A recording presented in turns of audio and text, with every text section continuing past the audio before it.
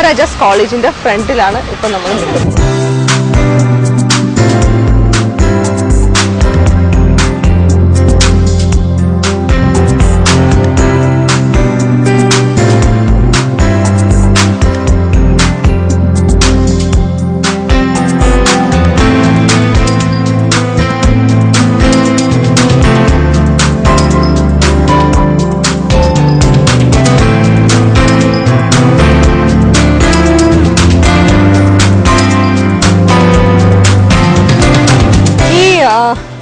പ്രതിമ ഇരിക്കുന്ന ഈ ഒരു സ്ഥലത്ത് പണ്ട് സൺഡയലായിരുന്നു. അത് ഫിസിക്സ് ഡിപ്പാർട്ട്മെന്റ് എക്സ്പെരിമെന്റ് ഒക്കെ വേണ്ടി ഉണ്ടായിരുന്നതാണ്. പിന്നീട് അത് മാറ്റിയിട്ട് ഇവിടെ ഒരു 1985 ഒരുപാട് ഇന്ത്യയിലെ ഫേമസ് ആയിട്ടുള്ള സ്കൾപ്ചേഴ്സും പെയിന്റേഴ്സും ശില്പികളും ഒക്കെ ഒരു ക്യാമ്പ് ഉണ്ടായിരുന്നു. ആ ക്യാമ്പിൽ അവരിവിടെ വന്ന് കുറെ ശില്പങ്ങൾ ചെയ്തിരുന്നു. അങ്ങനെയുള്ള ശില്പങ്ങളാണ് പിന്നെ ഇവിടെ അത് മാറ്റിയിട്ട് ഇവിടെ എല്ലാം ഫിക്സ് ചെയ്തിരിക്കുന്നത്. അവർ അന്ന് ചെയ്ത കുറെ ശില്പങ്ങൾ കോളേജിന്റെ പല ഭാഗങ്ങളായിട്ടൊക്കെ ഫിക്സ് ചെയ്തിട്ടുണ്ട്. പിന്നെ കുറെ മോഡിഫിക്കേഷൻ ഒക്കെ ഇത് ഇടക്കിടക്ക് വരുത്തുന്നുണ്ട്. മോശമാകുമ്പോൾ മോഡിഫിക്കേഷൻ ഒക്കെ ഇടക്കിടക്ക് വരുത്തിക്കൊണ്ടിരിക്കുന്നുണ്ട്.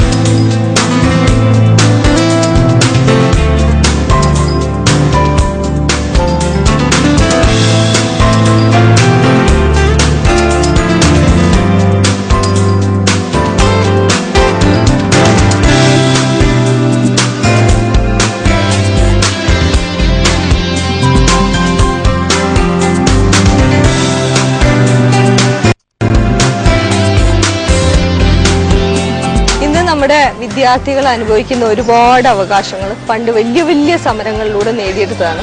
അത് ഒരുപാട് മാറ്റങ്ങൾ ഉണ്ടാക്കിയ മിക്ക സമരങ്ങളും സ്റ്റാർട്ട് ചെയ്തത് ഈ മരത്തിന്റെ ഫ്രണ്ടിൽ നിന്നാണ്. എല്ലാത്തിനും മഹാരാജാസ് വിദ്യാർത്ഥികൾ ഒരു മേജർ പങ്ക് വഹിച്ചിട്ടുണ്ട്. അതുകൊണ്ട് തന്നെ ഈ മരത്തിന്റെ പേര് സമരമരം എന്നാണ്. ഇത് സീലി സാഹിബ്, ഇവിടുത്തെ പ്രിൻസിപ്പലായിരുന്ന സീലി സാഹിബ് വെച്ച് പിടിപ്പിച്ച മരമാണിത്. ഇവിടെ നിന്നാണ് നമ്മുടെ AK ആന്റണിയും ബിനോയ് വിശ്വം വയലാർ രവിയൊക്കെ വിദ്യാർത്ഥി ഐക്യം സിന്ദാബാദ് വിളിച്ചിട്ട് മുന്നേറി ഇപ്പൊ ഇരിക്കുന്ന പൊസിഷനിലിരിക്കുന്നു.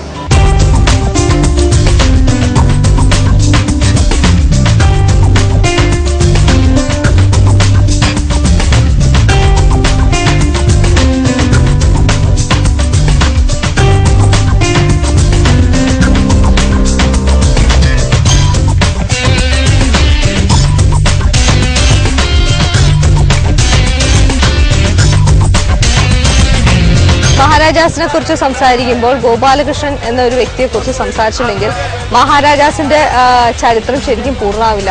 എന്ന് വെച്ചാൽ അത്രയധികം ഈ കോളേജിനെ സ്നേഹിച്ച ഒരു വ്യക്തിയായിരുന്നു ഗോപാലകൃഷ്ണൻ. അതേപോലെ തന്നെ കോളേജും ഒരുപാട് ഇദ്ദേഹത്തെ സ്നേഹിച്ചിരുന്നു.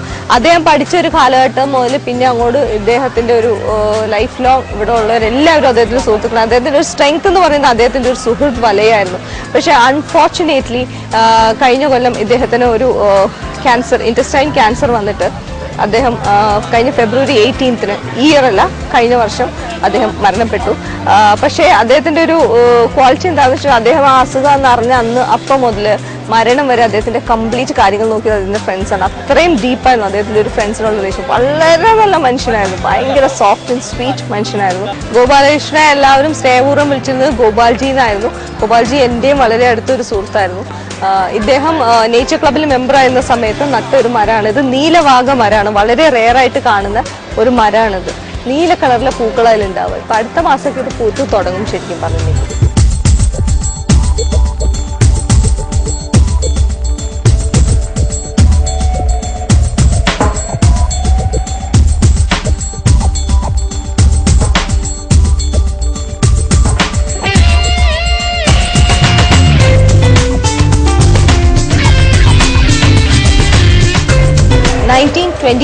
ഒക്ടോബറിൽ മഹാത്മാഗാന്ധി ഒരു 18 ദിവസത്തെ കേരള പര്യടനത്തിന് വേണ്ടി വന്നിരുന്നു. അന്ന് കസ്തൂർബ ഗാന്ധിയും കൂടി ഉണ്ടായിരുന്നു.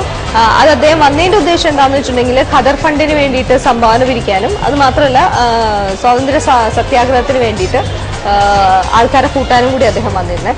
പക്ഷെ അന്ന് അദ്ദേഹം വന്ന സമയത്ത് അദ്ദേഹത്തിന്റെ സംഘവും കൂടെ മഹാരാജാസ് കോളേജ് വിസിറ്റ് ചെയ്ത സമയത്ത് അദ്ദേഹം വന്ന് ഇരുന്നത് ഈ ഒരു കോണിപ്പടിയിലാണ്. അതുകൊണ്ട് ഈ കോണിപ്പടിക്ക് മഹാരാജാസ് കോളേജിന് ഭയങ്കര ഇമ്പോർട്ടൻസ് ഉള്ളതാണ്.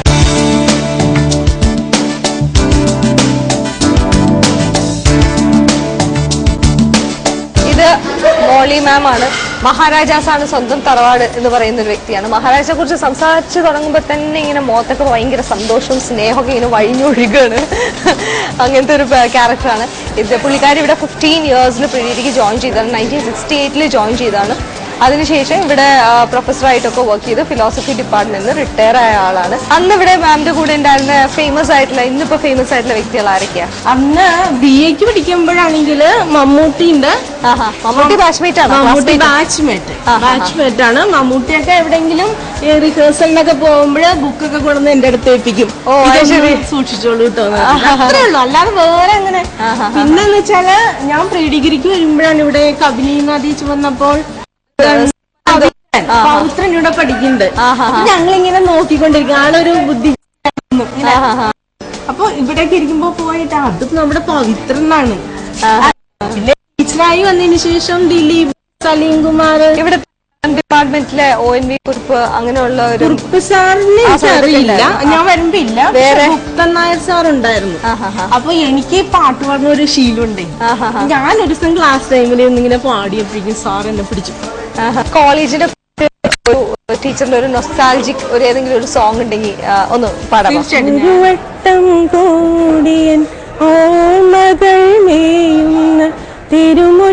തിരുമുറ്റത്തെത്തുവാൻ മോഹം,